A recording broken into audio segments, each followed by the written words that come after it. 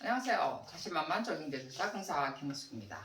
자, 저번 시간에 우리가 지금 현대 철학적으로 넘어가는 거죠. 자, 오늘 우리가 인문 철학 제목은요. 우리가 인문 철학과 도시 문화의 어떤 융합에 관한 내용입니다. 그리고 소제목은 현대 철학하고 세계 문화 도시 그러니까 세계 도시 문화죠. 그죠? 자, 이제 앞에도 계속 이야기를 했지만 우리가 그 앞에 뭐 자연주의 무선주의는 다 빼고요. 그리고 무슨 옛날 뭐 이탈리아, 이집트, 그다음에 뭐 수도원 이런 게 있었죠. 그죠? 15세기 뭐 수도원 도시 뭐 수도원 조경이 어떻고 우리가 한때 조경 기사 어떤 내용으로 보면 조경사에서 볼 수 있는 이런 내용들은 다 빼고요. 그것을 우리가 한다고 해서 지금은 그렇게 공부에 그렇게 시험에 하나 뭐 이집트 조경 뭐 그다음에 또 뭐죠 이탈리아 조경 프랑스 조경 베르세유 궁정 뭐 이런 것에 대해서 지금은 크게 시험에 나오진 않으니까 그런 것은 싹 빼고 그리고 또 우리가 그런 것 같은 경우도 사실 어찌 보면은 어떤 예술 사조하고 다 관계가 돼 있죠. 그죠? 자, 예술 사조의 어떤 부분을 알면 여러분들이 항상 제가 이야기지만 어디서 근원이 돼서 그런 문제가 나왔는가를 여러분들이 파악을 하셔야 됩니다. 자, 그래서 지금 우리가 공부는 그런 근원을 공부하는 어떤 내용들이죠. 그래서 내용 하나하나를 공부한다기보다는 전체 어떤 근원에서부터 파생돼서 우리가 기술상 문제를 여러분들이 맥락맥락 짚는데 좀 편리하시라고 지금 강의를 하는 거라고 그랬어요. 자, 이제 안에 내용은 지금 그 네이버에서 자신만만 그 네이버 블로그죠? 자신만만 적용기술사의 네이버 블로그에 들어가시면 자료를 올릴 거고요. 우리가 인문 철학에 관한 것만 지금 올려져 있을 겁니다. 물론 우리나라에 전통할 때는 또 그때 가서 제가 올리도록 하고요. 보면 오늘은 이제 모더니즘부터 시작을 합니다. 자, 항상 이야기지만 저는 특정적인 것만 이야기를 해드려요. 가장 우리가 지금 현대 철학하고 가장 깊이 돼 있고 현대 어떤 도시하고 문화하고 가장 연결되어 있는 것은 모더니즘과 포스트 모더니즘이에요. 포스트 모더니즘 그리고 시험에도 제일 많이 나오는 거고요. 그 다음에 우리가 앞에 시험에 나왔던 것처럼 춤이라든지, 그 다음에 아들리안 구조라든지, 이런 것도 전부 다, 이렇게 그 작품 설명을 해라, 뭐 이런 게 나왔죠. 그죠? 그런 무슨 플레인 어떤 광장이라든지, 이런 사람, 그 작가들의 어떤 작품 설명을 할 때, 실제로 모르는 작품이죠. 그죠? 그런 것을 우리가 다 공부를 하지는 못합니다. 솔직히 말해서. 저도 그런 시험에 나왔을 때는 저도 자료를 찾아야 돼요. 근데 저는 그 자료를 찾을 때 그 문제에만 국한돼서 자료 찾는 게 아니고요. 이 사람의 작품은 어디에 근거가 돼 있는가를 보는 거죠. 그래서 그 사람의 머릿속에 들어가 있지는 않잖아요. 그죠? 그리고 여러분한테 알려드릴 때는 그 사람의 어떤 그 당시에 그 신문에 그러니까 그 나라의 잡지죠. 그죠? 그 나라의 어떤 그 잡지에 그 사람의 어떠한 작품의 평이 한 번씩 실릴 때가 있어요. 그래서 그 잡지를 한 번씩 제가 121회인가 122회 때도 그 작품이 원어가 어디에 실렸는가도 제가 한 번씩 옆에 적어 놓죠. 참고 문헌으로. 그래서 그거 한번 보시고요. 그 작가 설명할 때도 그 사람의 작품 경향이 어디에 있느냐죠. 그죠? 그래서 추배 같은 경우는 대표적으로 우리가 해체주의의 어떤 근간을 이루기 때문에 그 작품의 해체주의적인 입장에서 우리가 분석을 하는 거죠. 우리 책에도 마찬가지예요. 우리 조경 책에도 그렇게 또 나와 있는 것처럼 실제로 해체주의의 어떤 근간을 두고 우리가 그 취미에 관한 작품을 우리가 실제로 분석을 합니다.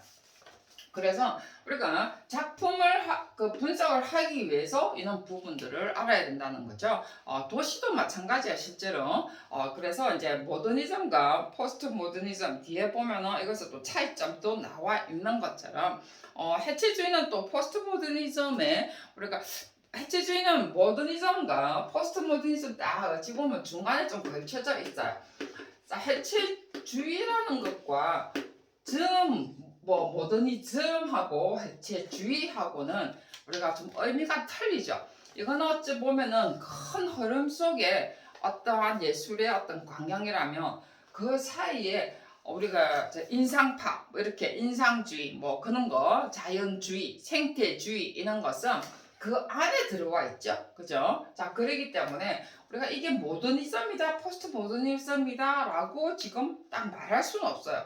그래서 지금 작품이 어디에 있느냐에 어떤 형태의 특징은 어떤 거다에 따라서 지금 비록 현대에 있지만 모더니즘의 어떠한 개념의 근거를 둘 수도 있고요.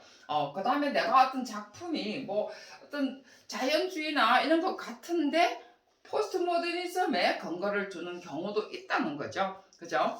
자, 그렇기 때문에 여러분들이 이거는 모더니즘이다, 포스트 모더니즘이다 이런 개념은 아니고 현대는 지금 두 개 다 공존을 합니다. 왜냐면 개성주의잖아요. 그죠? 해체주의든 개성주의든 거기다가 우리가 구성주의라는 말도 쓰죠. 그죠? 구성주의라는 말도 쓰고 탈구성주의라는 말도 쓰죠. 그죠? 자, 탈구성주의. 그래서 내가 이 안에 이런 큰 흐름 사조 안에 내가 무엇을 강조하냐에 따라서 이런 주의라는 타이틀을 쓰죠. 그죠? 자, 그런 관점에서 여러분들이 지금 이 내용을 보셔야 되는 겁니다. 자, 그래서 모더니즘이라는 것이 자, 모더니즘. 자, 여기 바로 구성주의가 나오네요. 그죠? 구성주의에 들어갑니다. 왜요? 여기에 보면 가장 우리가 기본적인 것이 모더니즘은 형태가 기능을 따른다고 하죠. 형태가 기능을 따른다. 즉 말해서 형태가 기능을 따른다 이랬으니까 기능이 지금 중심이죠. 기능이 어떠냐에 따라서 형태가 만들어지는 거죠. 그죠? 자, 그래서 모더니즘은 그 반대겠죠? 형태에 따라서 기능이 만들어지겠죠. 그러니까 외관 형태. 만약에 뭐 삼각형의 이런 모습에 우리가 건축물을 지었다 이러면 이 형태를 먼저 만들고 안에 구성을 하는 거죠. 그죠? 그러면 우리가 이거 포스트 모더니즘은 그 반대라고 그랬죠. 그죠? 이런 형태를 딱 만들어 놓고 그 다음에 안에 배치를 하는 거예요. 기능을 배분을 하는 거예요. 그러면 이런 곳은 사실은 잘 안 쓰는 공간이 많다는 거죠. 그래서 포스트 모더니즘 같은 경우는 사실 비기능주의라고 하죠. 못 쓰는 것의 부분들이 너무 많더라는 거죠. 그래서 비기능주의라는 말을 많이 씁니다. 그래서 탈구성주의, 비기능이니까 탈구성이죠. 구성을 별로 중요시하지 않는다. 안에 기능의 어떤 구성을 중요시하지 않는다라는 말을 많이 쓰죠. 자, 그래서 모더니즘 같은 경우는 자, 형태를 기능이 중심이니까 이것은 뭐죠? 앞에 합리성이죠. 자, 그래서 우리가 19세기 이전에는 주로 모더니즘이 더 많습니다. 그래서 여기에 보면 뒤에 지금 보면은 지금 안에 내용 한번 보면은 행동, 과학, 이성의 기반을 둔 합리고 표준화되어 있다라고 하죠. 자, 그래서 우리가 지금 조경이라는 것이 하버드에 뭐 우리가 조경학과 생기고 어떻고 뭐 이런 말을 하죠. 그죠? 자, 그때 우리가 실제로 이렇게 모더니즘에 가장 기반을 많이 뒀어요.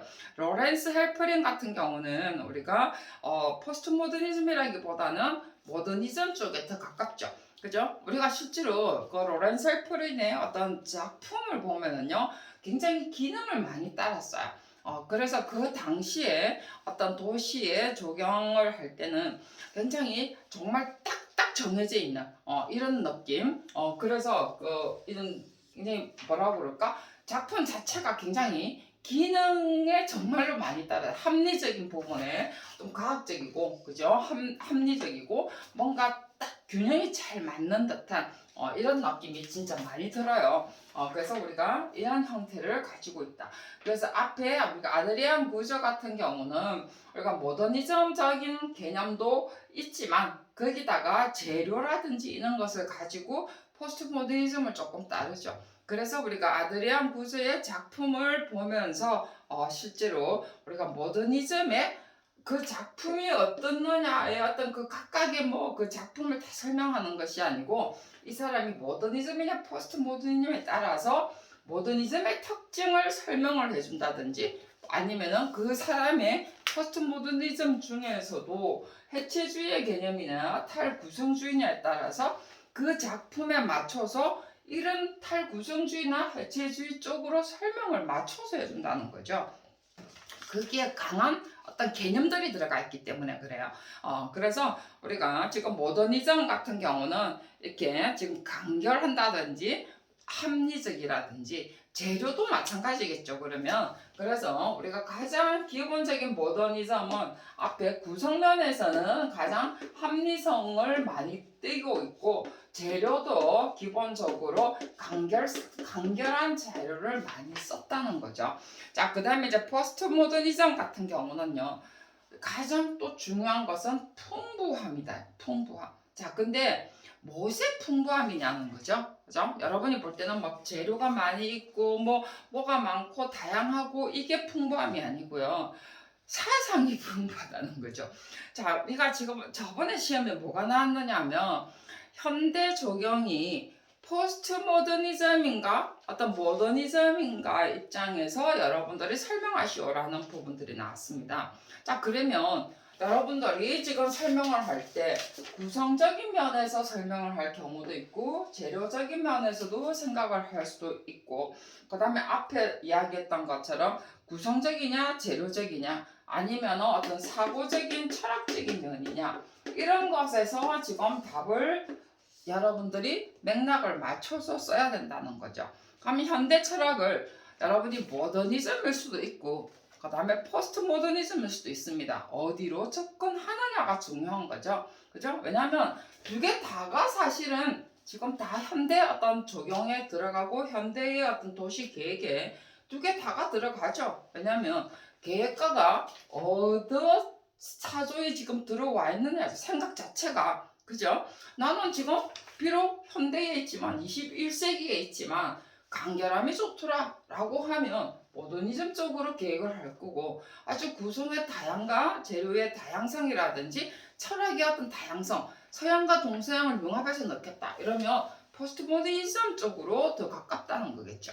자, 그래서 우리가 분석을 할 때 여러분이 포스트 모더니즘 쪽으로 내용을 집중적으로 넣느냐 그 다음에 아니면 모더니즘 쪽으로 내용을 집중적으로 넣느냐에 따라서 현대의 적용에 판가름이 되는 거죠. 그죠? 그래서 어디가 어디다라고 말할 수는 없는 거예요.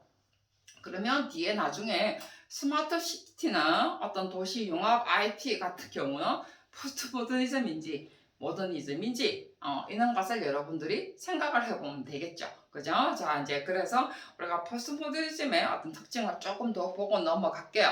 단순한 것은 지루하답니다. 자, 앞에 모더니즘을 조금 반기를 들었다고 볼 수는 있겠죠. 그죠? 그래서 여기에 보면 뭐가 지금 딱 중요하냐면요. 여기에 다양성이지만 그리고 복잡하지만 뭐가 있느냐면요. 맥락 중시를 한다는 거죠. 자, 맥락 중시. 자, 뭐예요? 이게 맥락이라는 것이 그 지방에서 내려오는 지방의 특성을 중시한다라는 거예요. 생각의 우리가 가지고 있는 정신적인 철학을 중시한다는 겁니다. 그래서 우리가 지금 우리나라의 어떤 동양의 철학적인 것을 조경에 어떻게 넣느냐라는 것도 하나의 맥락이겠죠. 그리고 지방의 각각의 특성을 어떻게 넣느냐, 어떤 요소를 넣느냐 하는 것도 우리가 맥락을 중시하는 거겠죠. 자, 그래서 탈구조적이고 미학적 특징 중에서 상징과 풍부함이 들어간다는 거예요. 그게 우리가 복잡이라는 것이지 우리가 뭐 재료의 다양성, 재료를 막 많이 넣고 섞고 하는 것이 풍부함이 아니에요. 지금 우리가 조경은 다공정 이런 말을 하죠. 다재료, 다공정 이런 것은 결코 저는 풍부함이라고 생각하지 않습니다. 개인설이 복잡성이지 그거는 풍부함이라기보다는 저는 복잡성이라고 재료의 복잡성이라고 저는 생각을 해요. 그래서 자 상징과 풍부함 그리고 익숙함이라는 거죠. 자, 여러분 익숙함 구조물의 익숙함일까요? 자연의 익숙함일까요? 그래서 여러분들은 이런 것을 어떻게 잘 정립하느냐예요, 여러분. 자, 사조나 이런 것은 여러분들이 사상과 철학은요 여러분이 정립을 하는 겁니다. 이런 이론을 가지고 여러분이 정립을 하는 거예요. 누가 물론 이제 딱 정해져 있지는 않지만 이런 이론이 어떻게 돼 있기 때문에 내가 어떻게 풀어나갈 것이다. 정립하는 것은 여러분 자신이 정립이 딱 안 된다면 이런 이론을 봐서 하나를 만들어 놔야 되는 거죠. 그게 이제 기술사를 풀어나가는 데 있어 가지고 굉장히 중요한 거죠. 맥락을 중시한다. 그죠? 그래서 기술사는 어느 쪽 포스트 모더니즘에 저는 들어간다라고 볼 수가 있습니다. 그렇지 않나요? 저는 그렇게 생각합니다. 자, 그 다음에 이제 해체주의가 있어요. 자, 해체주의는 우리가 대표적인 분이 우리가 추비를 보고 있죠. 우리가 또 저 뭐야 무슨 공원이죠? 프랑스 파리의 공원도 해체주의를 가지고 우리가 그 작품을 설명을 하죠. 점선면 이래가지고 그죠? 폴리라든지 이런 걸 가지고 설명을 하는 것은 그 당시에 굉장히 해체주의를 해체주의 사상이 굉장히 많이 사회에 깔렸어요. 그리고 약간 비관주의고, 그리고 그 작품 할 때도 아예 해체주의 철학자가 아예 같이 작품에 개입을 했다라고 해요. 제가 120편가요? 그때 옆에 제가 적어놨는데, 그래서 해체주의는 이게 지금 원래는 철학 사상을 더 많이 넣어야 되는데 그건 제가 싹 뺐습니다. 여기 나와 잠깐 적어놨는데, 프랑스 철학자 자크 데리가 원래 독자적으로 사고 방식을 주장을 했습니다. 그거를 시작으로 해서 예술이나 문화, 건축 이런 것에 전반적으로 해체주의가 시작을 했고요. 우리가 조경으로 가서는 실제 우리가 추미가 대표적으로 그 공헌에 했죠. 그죠? 그래서 이게 우리가 다원화된 포스트 모더니즘 이후 시대에 두드러진 경향이기도 하다라고 했습니다. 포스트 모더니즘 이후에 우리가 해체주의의 어떠한 경향도 들어가기도 하고 우리가 포스트 모더니즘에 어떤 분은 같이 넣기도 합니다. 그렇기 때문에 실제로 우리가 해체주의를 딱 포스트 모더니즘에 어떤 학자가 그렇게 넣는 경우도 있고 하니까 여러분들이 이렇게 사조, 생각, 철학은 솔직히 말해서 어디 하나에 딱 들어가진 않겠죠. 그죠? 어느 한 부분들이 다 반기를 들어서 자기의 특징을 표현하는 거기 때문에 그런 거죠. 자, 그래서 다음 시간에는 우리가 해체주의 특징하고요, 신구성주의라는 개념으로 우리가 설명을 할 건데, 자, 이거는 전부 다 계획을 할 때 그 계획의 어떤 철학이 어떻게 들어가 있는가 분석을 하기 위해서 제가 이 지금 4조를 이야기를 하는 거죠. 자, 그런 거를 생각을 하고 여러분들이 이 내용을 들어야 된다는 거 자꾸 이해를 하시겠죠? 자, 하고요. 그 다음 시간에는 해체주의하고 절충주의가 어떻는가라는 거를 한번 보도록 하겠습니다. 수고하셨습니다.